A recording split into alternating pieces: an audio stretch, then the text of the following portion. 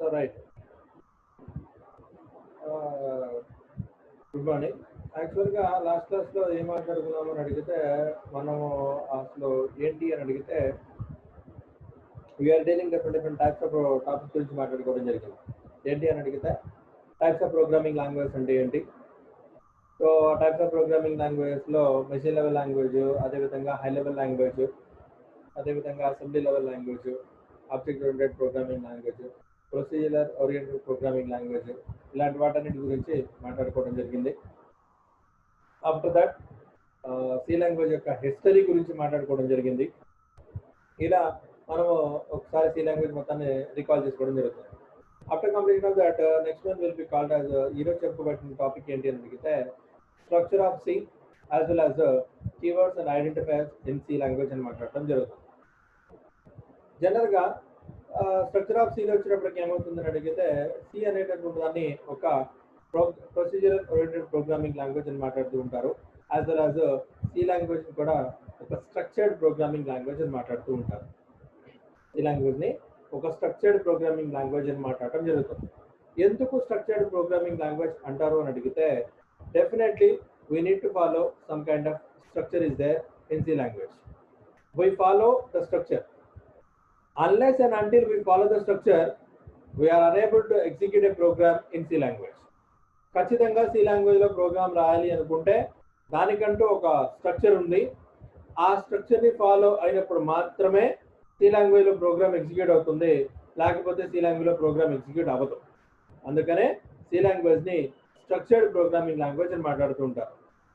మనకి జావాలో ఎలా అయితే స్ట్రక్చర్ కనిపిస్తుందో ఇక్కడ కూడా మనకి స్ట్రక్చర్ అనేటువంటిది కామన్గా కనిపిస్తుంది sir. So this is about our C language యొక్క స్ట్రక్చర్ గురించి చెప్పాలి అనుకుంటే this is the structure. So very first one వచ్చేటువంటి దాన్ని ఏమంటామంటే డాక్యుమెంట్ సెక్షన్ అని మాట్లాడతారు. After completion of the document section next one will be called as linking section అని మాట్లాడుతూ ఉంటారు. And after that definition section అని మాట్లాడుతూ ఉంటారు. And next one will be called as global variable అని మాట్లాడతారు. And next one will be called as declaration section అని మాట్లాడుతూ ఉంటారు. So these five will be called as a pre-processor directives అని మాట్లాడతారు. వీటన్నిటి ఏమంటామంటే ప్రీ ప్రాసెసర్ డైరెక్టివ్స్ అని మాట్లాడుతూ ఉంటారు. సో ప్రీ ప్రాసెసర్ డైరెక్టివ్స్ అయిపోయిన తర్వాత నెక్స్ట్ వన్ వచ్చినప్పటికి ఏమవుతుంది అడిగితే మెయిన్ అని ఉంటుంది. మనం ఏదైతే వేరియబుల్స్ రాసుకున్నామో ఆ వేరియబుల్ డిఫైన్ చేయాలి. ఏదైతే మనం ఫంక్షన్ డిఫైన్ చేసుకున్నామో ఆ ఫంక్షన్స్ డిఫైన్ చేసుకోవాలి. So this is an optional. తర్వాత మన సి లాంగ్వేజ్ ఏవైతే ఎగ్జిక్యూట్ చేయాలనుకున్నామో ఆ ఎగ్జిక్యూటబుల్ స్టేట్మెంట్ రాసేసి ఇక్కడ మనం డిఫైన్ చేసినటువంటి ఫంక్షన్ ఏదైతే ఉందో డిక్లేర్ చేసామో దానికి సంబంధించినటువంటి బాడీ ఏదైనా ఉంటే ఆ బాడీ రాసుకోవడం జరుగుతుంది. So this is about a brief structure about our C language. ఒక్కొక్క దాని గురించి ఇండివిజువల్గా చూద్దాం. First one will be called as a document section. ఈ డాక్యుమెంట్ సెక్షన్లో వచ్చినప్పటికి ఏమవుతుంది సార్ అని అడిగితే whatever the description of a program you want to write, that should be written in this area. So that's why this is called as a document section అని మాట్లాడుతూ ఉంటారు. మీరు ఏదైనా సరే ఒక ప్రోగ్రామ్ రాస్తున్నప్పుడు ఆ ప్రోగ్రామ్ ఎందుకోసం రాస్తున్నారు, దానివల్ల వచ్చేటువంటి ఉపయోగం ఏంటి అనేటటువంటి దాన్ని మీరు ఏదైనా సరే చెప్పదలుచుకుంటే ఆ చెప్పదలుచుకునేటటువంటి కాన్సెప్ట్ని ఆ ఎన్విరాన్మెంట్ని ఏమంటారంటే డాక్యుమెంట్ సెక్షన్ అని మాట్లాడుతూ ఉంటారు. ఇండైరెక్ట్లీ ఏమంటామని అడిగితే that is called as commenting lines అని మాట్లాడతారు. That is called as commenting lines అని మాట్లాడుతూ ఉంటారు. జనరల్గా సి లాంగ్వేజ్లో కామెంట్స్ కనుక చేసుకోవాలి అనుకుంటే we are having two types of comments అనేటువంటిది మనం స్పెసిఫై చేయొచ్చు. ఒకే ఒక్క లైన్లో కామెంట్ని చేయొచ్చు, రెండు కానీ అంతకన్నా ఎక్కువ లైన్లు కలిపి ఒకేసారి కామెంట్ రాయొచ్చు.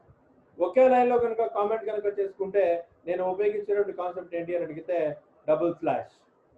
Suppose if you want to use more than one line as a comment, then we can use this slash asterisk and asterisk slash. ఎప్పుడైతే మీరు slash asterisk and asterisk slash మధ్యలో మీరు ఎన్ని లైన్లు అయితే రాస్తారో those are all comes under comments. లేదు అనుకుంటే ఒకటే కనుక కావాలనిపించింది అనుకోండి sir, then you can use this single line comment అని చెప్పేసి చెప్పడం జరుగుతుంది. that is called as double slash అని మాట్లాడతారు. after the commenting, I mean to say declaration part is over, that's called as the document section is over. And the next one will be called as a linking section అని మాట్లాడుతూ ఉంటారు. This is called as a linking section. ఈ linking section లో వచ్చేటప్పటికి ఏమవుతుంది అని అడిగితే whatever the header files we are using, whatever the files which we require to execute that particular program, those are all will be comes under this linking section. అంటే మన programme అనేటటువంటి execute చేయడానికి మనకి ఖచ్చితంగా కొన్ని రకాలైనటువంటి header files కావాలి. ఆ హెడర్ ఫైల్స్ మొత్తాన్ని మనం ఎందులో డిఫైన్ చేస్తాం సార్ అని అడిగితే ఈ లింకింగ్ సెక్షన్ లో డిఫైన్ చేసుకుంటూ వెళ్తాం. సో ఆల్రెడీ మీకు మనకు తెలుసు కాబట్టి చెప్తున్నాను sir.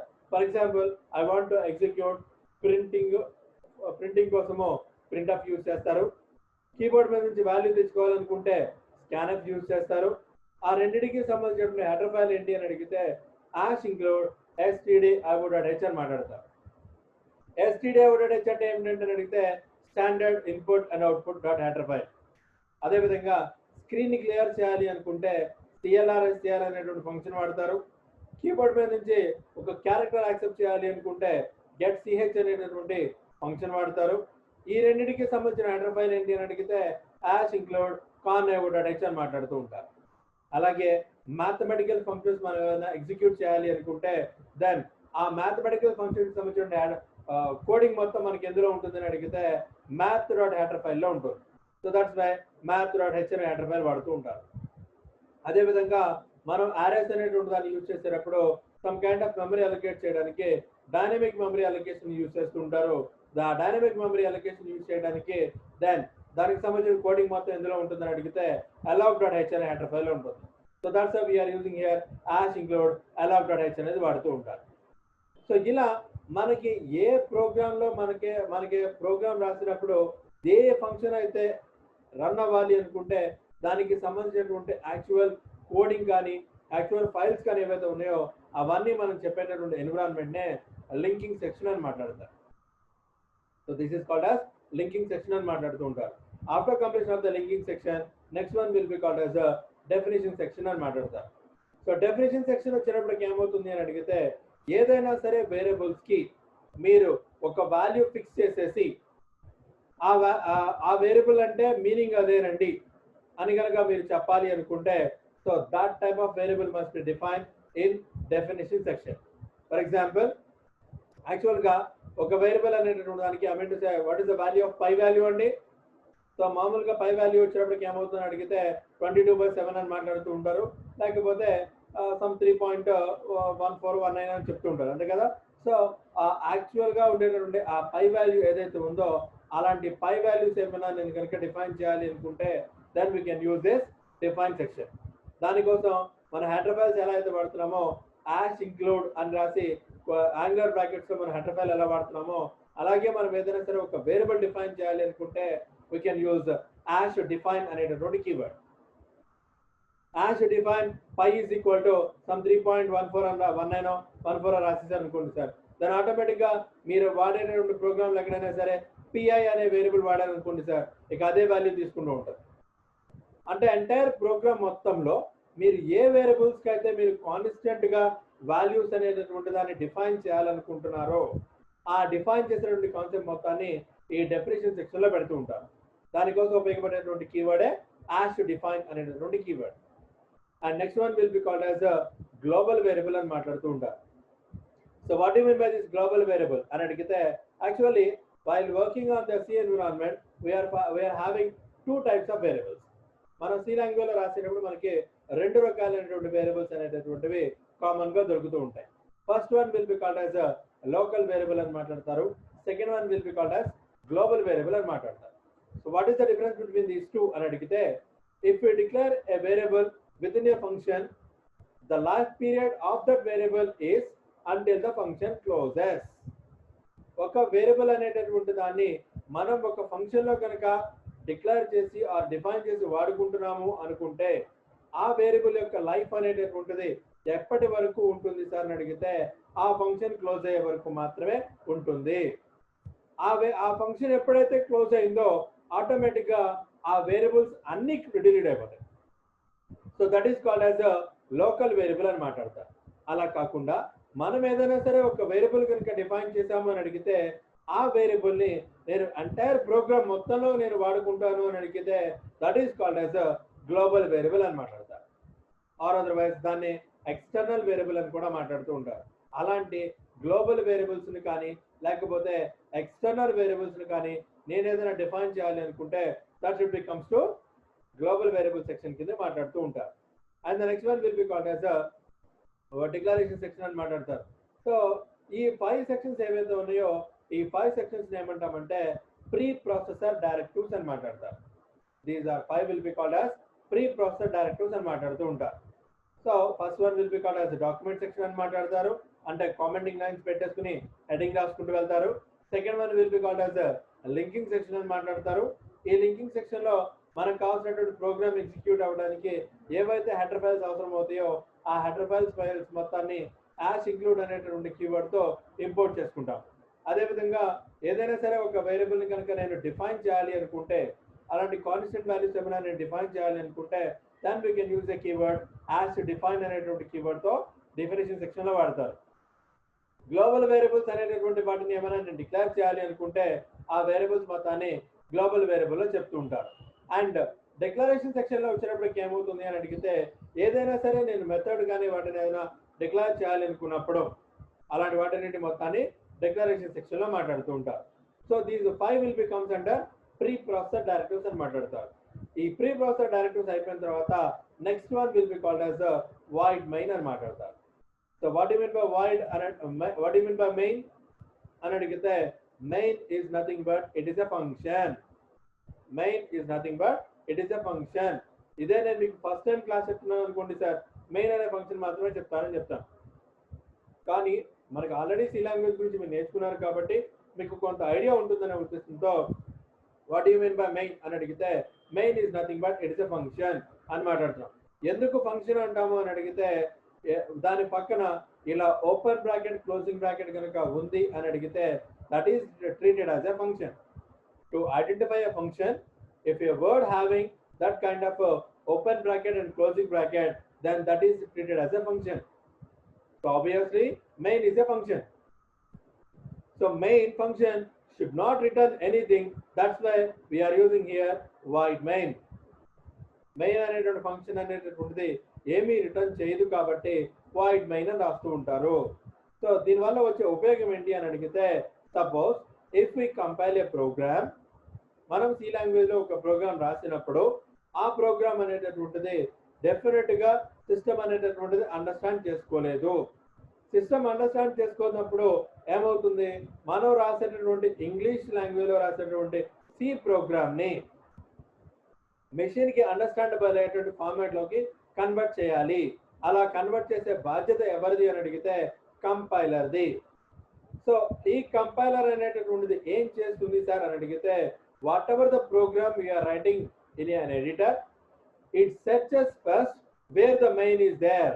If the main is there, then automatically C compiler will assume from this point onwards whatever the program are writing, that should be converted into machine form.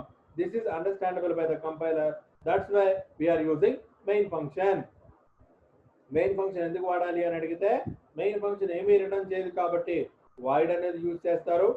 మనము C language లో రాసినటువంటి programme English language లో రాసినటువంటి programme ని machine language లోకి మార్చే బాధ్యత ఎవరిది అని అడిగితే కంపైలర్ది.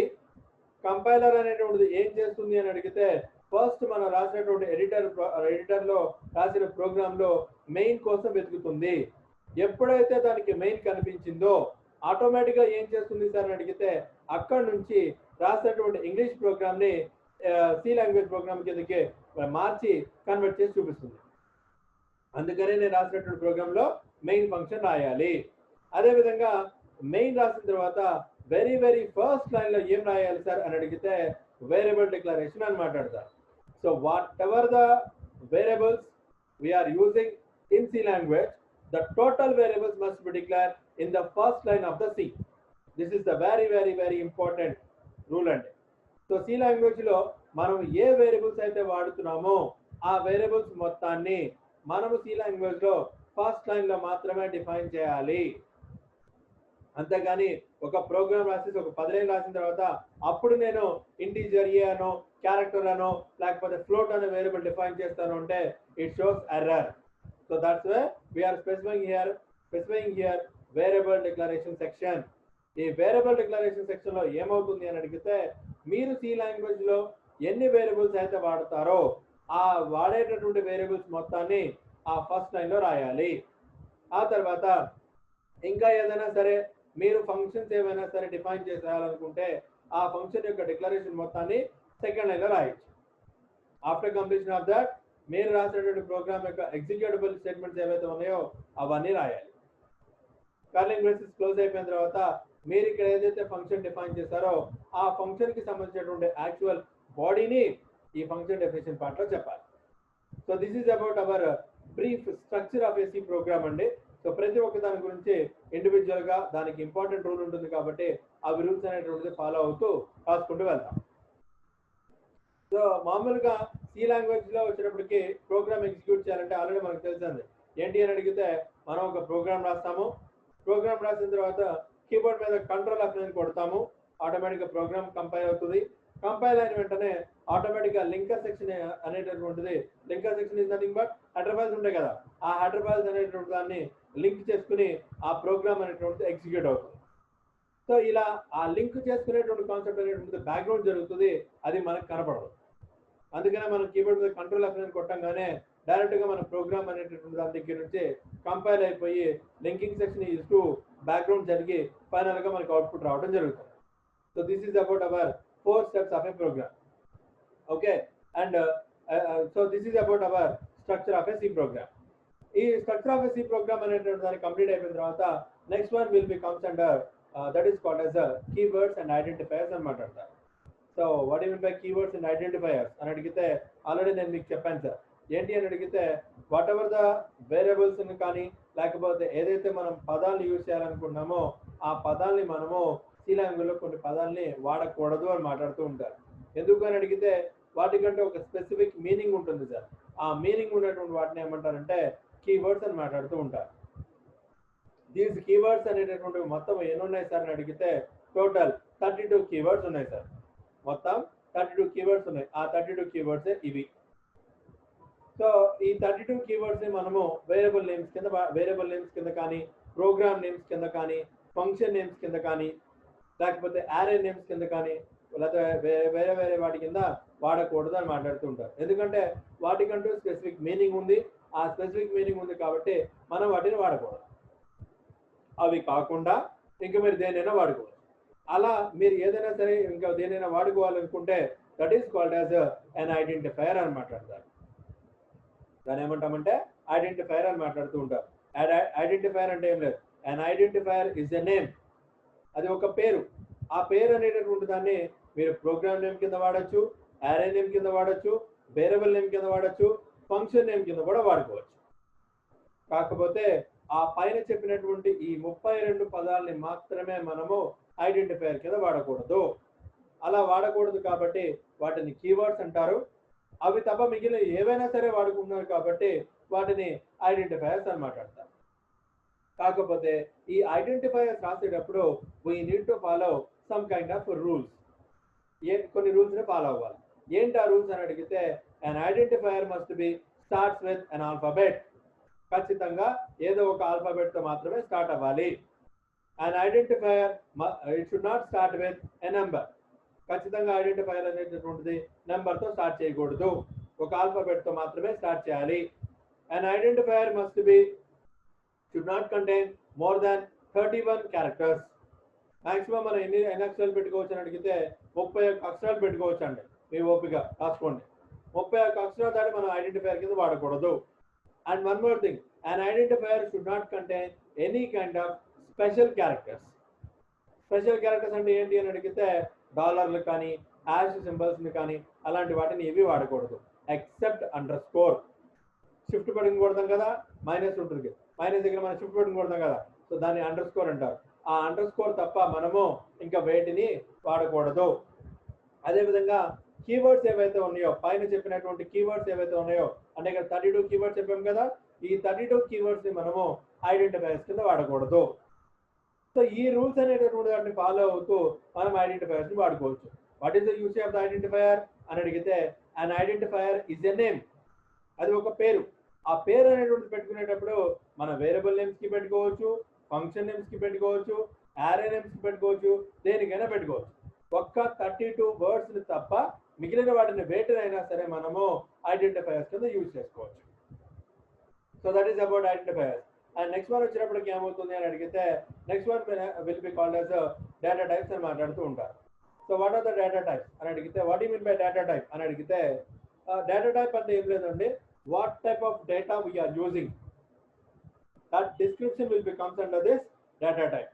ఎలాంటి రకమైనటువంటి డేటాను మీరు వాడుతున్నారో చెప్పేటటువంటి కాన్సెప్ట్నే డేటా టైప్ అని మాట్లాడుతూ ఉంటారు. బేసికల్గా ఈ డేటా టైప్ అనేటటువంటివి ముఖ్యంగా 5 రకాలు ఉంటాయండి. సో బేసికల్గా 5 టైప్స్ ఆఫ్ డేటా టైప్స్ ఉంటాయి. ప్రైమరీ డేటా టైప్ అనొచ్చు, సెకండరీ డేటా టైప్ అనొచ్చు, యూజర్ డిఫైన్డ్ డేటా టైప్ అనొచ్చు, అదేవిధంగా ఎంటీ డేటా టైప్ అనొచ్చు, పాయింటెడ్ డేటా టైప్ అనొచ్చు. బేసికల్గా మనకి 5 రకాలైనటువంటి డేటా టైప్స్ అనేటువంటిది రావడం జరుగుతుంది. First one will be called as primary data type. దీన్నే స్కేలార్ డేటా టైప్ అంటారు, దాన్నే స్టాండర్డ్ డేటా టైప్ అంటారు, అదేవిధంగా సింపుల్ డేటా టైప్ అనొచ్చు. డేటా టైప్ అంటే ఏం లేదు, what type of data we are using, మనం ఎలాంటి డేటాని వాడుతున్నామో చెప్పేదాని గురించే కాన్సెప్ట్నే డేటా టైప్ అంటారు. ఈ డేటా టైప్నే ప్రైమరీ అనొచ్చు, స్కేలార్ అనొచ్చు, స్టాండర్డ్ అనొచ్చు, సింపుల్ డేటా టైప్ అనొచ్చు. And after completion of that second one will be called as secondary data type అనొచ్చు, డెరైవ్డ్ డేటా టైప్ అనొచ్చు, స్ట్రక్చర్డ్ డేటా టైప్ అనొచ్చు, ఏవైనా అనొచ్చు. And third one will be called as user defined data type అనొచ్చు. And fourth one will be called as empty data type అంటారు. Fifth one will be called as pointed data type అని మాట్లాడతారు. So ఈ primary data type లో వచ్చినప్పటికి ఏమవుతుంది అని అడిగితే మనకి తెలిసినటువంటివన్నీ అండి. ఏంటి, ఇంటిజర్ అని, ఫ్లోట్ అని, క్యారెక్టర్ అని, స్ట్రింగ్ అని డేటా టైప్స్ ఉన్నాయి కదా, those are all will be comes under this primary data type. And coming to secondary data type లో వచ్చినప్పటికి ఏమవుతుంది అని అడిగితే మనం చెప్పుకునేటటువంటి second part of the C అంటే ఏంటి, యారేస్, స్ట్రక్చర్లు, పాయింటర్లు, ఇలాంటి వాటన్నింటినీ సెకండరీ డేటా టైప్ అని మాట్లాడుతూ ఉంటారు. అలా కాకుండా డేటా టైప్ని నేను ఓన్గా కనుక డిఫైన్ చేసుకోగలిగితే that is called as enumerated data type అని మాట్లాడతారు. Suppose if you define a data type as your own, then that type of data type will be called as enumerated data type అని మాట్లాడతారు. Suppose ఆ function కానీ ఏమి return చేయదనుకోండి sir, that is called as void. అదేవిధంగా ఒక memory allocation కనుక చూపించాలి అనుకుంటే దాని మీద కనుక వర్క్ చేసుకునే లెక్కైతే that is called as pointed data type అని మాట్లాడతారు. సో బేసికలీ ఇవన్నీ ఉంటాయండి. So scalar or standard data టైప్లో ఒక్కొక్క దాని గురించి చెప్పుకుంటూ వెళ్తారు. సింపుల్ డేటా టైప్ అన్నా, ఫండమెంటల్ డేటా టైప్ అన్నా, ఇవన్నీ మామూలే. ఏంటి అని అడిగితే for example integer data type తీసుకున్నాం అనుకోండి సార్, ఖచ్చితంగా దానిలో ఒక డిజిట్ మాత్రమే ఉండాలి, దానిలో డెసిమల్ ప్లేసెస్ ఉండకూడదు, అది పాజిటివ్ అయినా ఉండొచ్చు, నెగిటివ్ అయినా ఉండొచ్చు. అండ్ ఈ ఇంటిజర్ డేటా టైప్ యొక్క వాల్యూ ఎంత అని అడిగితే -32,768 నుంచి +32,767 వరకు మాత్రమే ఉంటుంది. అదేవిధంగా అది ఒక అన్సైన్డ్ కనుక అయితే 0 నుంచి 65,535 వరకు యాక్సెప్ట్ చేస్తుంది. ఇది 2 బైట్స్ ఆఫ్ మెమరీ ఆక్యుపై చేస్తుంది. ఏమీ చెప్పకపోతే అది డిఫాల్ట్ పాజిటివ్గా తీసుకుంటుంది. ఖచ్చితంగా మనం ఇంటిజర్ డేటా వాడుతున్నామని అనుకుంటే we can use this %d అనేటటువంటి ఫార్మాట్ స్ట్రింగ్ వాడతారు. అదే అన్సైన్డ్ అనేటటువంటి ఇంటిజర్ కనుక తీసుకుంటే then we can use this %i. ఇలా these are all will becomes under this integer. అదే కమ్స్ టు ఫ్లోటింగ్ లోకి వచ్చామనుకోండి, ఇది వచ్చేటప్పటికి ఏమవుతుందని అడిగితే ఇది very very small real data type అంటారు. సేమ్ దీనిలానే ఇది కూడా డిఫాల్ట్ గా ఏమీ చెప్పకపోతే పాజిటివ్ తీసుకుంటుంది. కాకపోతే ఖచ్చితంగా ఒక డెసిమల్ ప్లేసెస్ ఉండాలి. ఇది ఎయిదర్ పాజిటివ్ అయినా ఉండొచ్చు, నెగిటివ్ అయినా ఉండొచ్చు. కాకపోతే దీనికి వచ్చేటప్పటికి -32,768 నుంచి +32,767 వరకు మాత్రమే తీసుకుంటుంది అని చెప్పాం. సో ఇది ఎక్కడ మనకు ఉపయోగపడింది అని అడిగితే నేను మీకు గుర్తు చేస్తున్నాను sir. For example if you take a factorial value of a given number, మనం ఒక ఫ్యాక్టోరియల్ వాల్యూ క్యాలిక్యులేట్ చేసినప్పుడు మనకి యాక్చువల్గా ఏమైందని అడిగితే 7 ఫ్యాక్టోరియల్ వరకు ప్రాబ్లం లేదు. 7 ఫ్యాక్టోరియల్ వచ్చేటప్పటికి 5040 వచ్చింది. అదే 8 ఫ్యాక్టోరియల్ వచ్చేటప్పటికి 40,000కి వెళ్ళిపోతుంది. 40,000కి వెళ్ళిపోయినప్పుడు ఆటోమేటిక్గా మనకు కుదరలేదు. దాని we can go with this long integer అని మాట్లాడారు. అలా -32,767 నుంచి +32,768 అని రేంజ్ ఎలా ఉందో ఇక్కడ కూడా 3.4e -38 to 3.4e +38 exponential form లో ఉండేటటువంటి రేంజ్ అనమాట ఇది. అదేవిధంగా ఒక స్ట్రింగ్ ఒక డబుల్ డేటా టైప్ వచ్చేటప్పటికి డబుల్ డేటా టైప్ తీసుకోవచ్చు, క్యారెక్టర్ డేటా టైప్ కనుక తీసుకున్నట్లయితే ఓకే అక్షరం తీసుకోవచ్చు. That should becomes to character data type. So దాని యొక్క రేంజెస్ అనేటువంటి మొత్తాన్ని ఇక్కడ చెప్పడం జరిగింది. సో దానికి ఆక్యుపై చేసేటువంటి సైజ్ ఎంత, వాటి యొక్క రేంజెస్ ఎంత. క్యారెక్టర్ వచ్చేటప్పటికి -128 నుంచి +127, అన్సైన్ క్యారెక్టర్ వచ్చేటప్పటికి 0 to 255. ఇంటీజర్ సైన్ ఇంటీజర్ కనుక అయితే ఇందాక చెప్పినట్టుగానే -32,768 నుంచి +32,767 వరకు. అన్సైన్ ఇంటీజర్ వచ్చేటప్పటికి 0 to 65,535. అదేవిధంగా షార్ట్ ఇంటీజర్ అయితే -128 నుంచి +127. అన్సైన్డ్ షార్ట్ ఇంటీజర్ కనుక అయితే 0 to 255. So these are all different data types అన్నమాట ఇవన్నీ మనకి. అదేవిధంగా derived data type or structure data టైప్లో ఇందా నేను మీకు చెప్పినట్టుగానే యారేస్, స్ట్రక్చర్లు, యూనియన్లు. And third one will be called as enumerated data type. ఈ ఎన్యూమరేటెడ్ డేటా టైప్లో మన ఓన్గా మనం డేటా టైప్ని డిఫైన్ చేయొచ్చు. సో దీని మీద వెరీ లాస్ట్ క్లాస్ ఒక ఎగ్జాంపుల్ చెప్పాను, మరి మీకు గుర్తుందో లేదో. సో మన డేటా టైప్ అనేటువంటిది మన ఓన్గా కనుక మనం డిఫైన్ చేయాలి అనుకుంటే we can use this enumerated data type. ఈ ఎన్యూమరేటెడ్ డేటా టైప్లో ఈనేమ్ అనేటువంటి కీవర్డ్ యూజ్ చేసి January, February, March, April up to December వరకు డిఫైన్ చేస్తారు. సో 1 అనగానే జనవరి వస్తుంది,